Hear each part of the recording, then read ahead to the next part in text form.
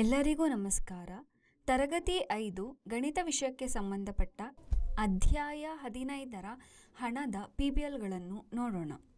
PBLನ ಹೆಸರು ಹೀಗಿದೆ: ಖರೀದಿ ಮತ್ತು ರಶೀದಿ. ಚಟುವಟಿಕೆ 3 ವಿದ್ಯುತ್ ರಶೀದಿ. ಇದಕ್ಕೆ ಬೇಕಾಗಿರುವ ಸಾಮಗ್ರಿಗಳು ಹೀಗಿವೆ. ಚಟುವಟಿಕೆ ಸೂಚನೆಗಳನ್ನು ಮಕ್ಕಳಿಂದನೇ ಓದಿಸ್ಲಿಕ್ಕೆ ಪ್ರಯತ್ನ ಮಾಡಿ. ಚಟುವಟಿಕೆ ಸೂಚನೆಗಳು ಹೀಗಿವೆ: ನಿಮ್ಮ ಪೋಷಕರ ಸಹಾಯ ಪಡೆದು 2 ಅಥವಾ 3 ಹಳೆಯ ವಿದ್ಯುತ್ ರಶೀದಿಗಳನ್ನು ಸಂಗ್ರಹಿಸಿ. ಪೋಷಕರನ್ನ, ಮನೆಯಲ್ಲಿರೋ ಹಿರಿಯರನ್ನ, ಅಪ್ಪ ಅಮ್ಮ ಯಾರಾದ್ರೂ ಇದ್ರೆ ಅವ್ರನ್ನ ಕೇಳ್ಬಿಟ್ಟು, ಪೋಷಕರು ಯಾವ್ದಾದ್ರು ಒಂದು ಬಿಲ್ನ ಇಟ್ಕೊಂಡಿರ್ತಾರೆ. ಮನೇಲಿ ಏನಾದ್ರೂ ಒಂದು ಖರೀದಿಸಿದ್ರೆ ಅದ್ರ ಬಿಲ್ ಅನ್ನ ಇಟ್ಕೊಂಡಿರ್ತಾರೆ. ಆ ಬಿಲ್ ಅನ್ನ ಪೋಷಕರ ಸಹಾಯ ಪಡೆದು 2 ಅಥವಾ 3 ಹಳೆಯ ವಿದ್ಯುತ್ ರಶೀದಿಯನ್ನ, ಸಾಮಾನ್ಯವಾಗಿ ಪ್ರತಿ ಮನೆಯಲ್ಲೂ ಪ್ರತಿ ತಿಂಗಳು ವಿದ್ಯುತ್ ಹಣವನ್ನು ಪಾವತಿಸ್ತಾರೆ. ಹಾಗಾಗಿ ಪೋಷಕರನ್ನ ಹೇಳಿ ಅವರಿಂದ ಒಂದು 2-3 ಹಳೆಯ ವಿದ್ಯುತ್ ಬಿಲ್ ನ ಸಂಗ್ರಹಿಸಲಿಕ್ಕೆ ಹೇಳಿ. ರಶೀದಿಯಲ್ಲಿರುವ ಎಲ್ಲಾ ವಿವಿಧ ಅಂಶಗಳನ್ನು ಪಟ್ಟಿ ಮಾಡಿ ಕೆಳಗೆ ನೀಡಿರುವ ಕೋಷ್ಟಕದಲ್ಲಿ ವಿವರಗಳನ್ನು ಭರ್ತಿ ಮಾಡಲಿಕ್ಕೆ ಹೇಳಿ. ಉದಾಹರಣೆಗೆ, ಕೆಳಗೆ ಒಂದು ಕೋಷ್ಟಕ ನೀಡಿದ್ದಾರೆ. ಆ ಕೋಷ್ಟಕದಲ್ಲಿ ಒಂದು ಬಿಲ್ ತಗೊಂಡ್ರೆ ಯಾವ್ಯಾವ ಅಂಶ ಇರುತ್ತೆ ಮತ್ತೆ ಅದರ ವಿವರ ಏನೇನಿರುತ್ತೆ ಅಂತ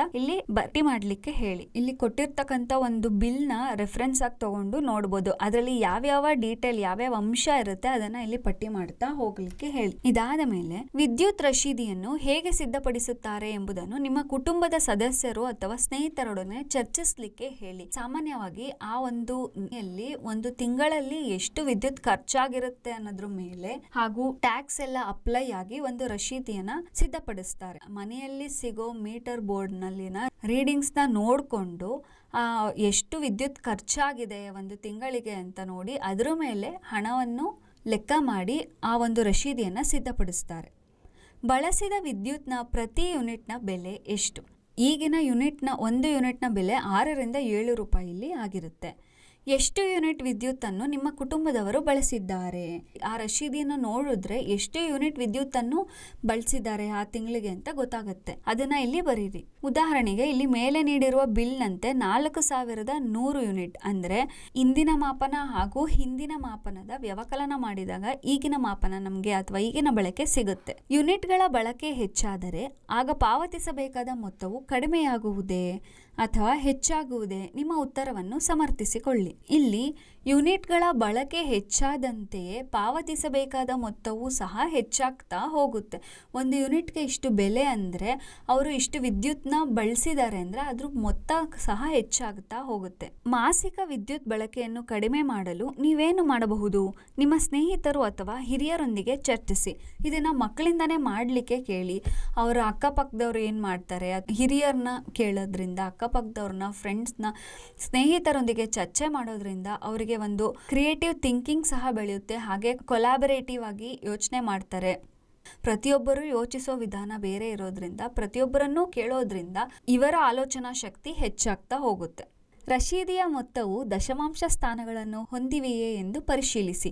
ದಶಮಾಂಶ ಸ್ಥಾನಗಳಿದ್ದರೆ ಹಣವನ್ನು ಹೇಗೆ ಪಾವತಿಸಲಾಗುತ್ತದೆ ಎಂಬುದನ್ನು ನಿಮ್ಮ ಪೋಷಕರು ಅಥವಾ ಹಿರಿಯರೊಂದಿಗೆ ಚರ್ಚಿಸುವ ಮೂಲಕ ಕಂಡುಹಿಡಿಯಿರಿ. ಈಗ ಒಂದು ರಶೀದಿಯ ಮೊತ್ತ 200.80 ಪೈಸೆ ಆಗಿದ್ರೆ ಮುಂದಿನ ಟೆನ್ಸ್ಗೆ ಅಥವಾ ಯೂನಿಟ್ಸ್ಗೆ ರೌಂಡ್ ಆಫ್ ಮಾಡೋ ಸಾಧ್ಯತೆ ಇರುತ್ತೆ. ಈ ರೀತಿ ರೌಂಡ್ ಆಫ್ ಮಾಡಿ ರಶೀದಿಯ ಮೊತ್ತವನ್ನು ಪಾವತಿಸ್ತಾರೆ. ಅದೇ ಕ್ಯಾಶ್ ನೀಡೋದಾದ್ರೆ ಈ ಬಿಲ್ನ ಮೊತ್ತವನ್ನ ಯೂನಿಟ್ಸಿಗೆ ಅಥವಾ ಟೆನ್ಸಿಗೆ ರೌಂಡ್ ಆಫ್ ಮಾಡಿಬಿಟ್ಟು ಪಾವತಿಸ್ತಾರೆ. ಅದೇ ಇವಾಗ ಆನ್ಲೈನ್ ಪೇಮೆಂಟ್ ಅಂದರೆ ಫೋನ್ ಪೇ, ಗೂಗಲ್ ಪೇ ಈ ರೀತಿ ಯಾವ್ದಾದ್ರು ಮಾಡಬೇಕಾದಾಗ ಎಷ್ಟು ಮೊತ್ತ ಇರುತ್ತೋ ಅಷ್ಟೇ ಮೊತ್ತನ ಪಾವತಿಸಬಹುದು. ಇಲ್ಲಿ ನನ್ನ ಕಲ್ಪನೆ, ನನ್ನ ರಚನೆ ಎಂಬ ಒಂದು ಭಾಗವನ್ನು ನೀಡಿದ್ದೇವೆ. ಇಲ್ಲಿ ಮಕ್ಕಳು ಏನನ್ನ ಕಲಿತಿದ್ದಾರೆ ಎಂಬುದನ್ನು ಒಂದು ಉದಾಹರಣೆ ಮೂಲಕ ಅಥವಾ ಅವರ ಸ್ವಂತ ವಾಕ್ಯದ ಮೂಲಕ ಇಲ್ಲಿ ಬರೆದು ಈ ಭಾಗವನ್ನ ಉಪಯೋಗಿಸ್ಕೊಳ್ತಾ ಹೋಗ್ಬೋದು. ಅದೇ ರೀತಿ ಇಲ್ಲಿ ಸ್ವಮೌಲ್ಯಮಾಪನ ಪ್ರಶ್ನೆಗಳನ್ನು ನೀಡಿದ್ದೇವೆ.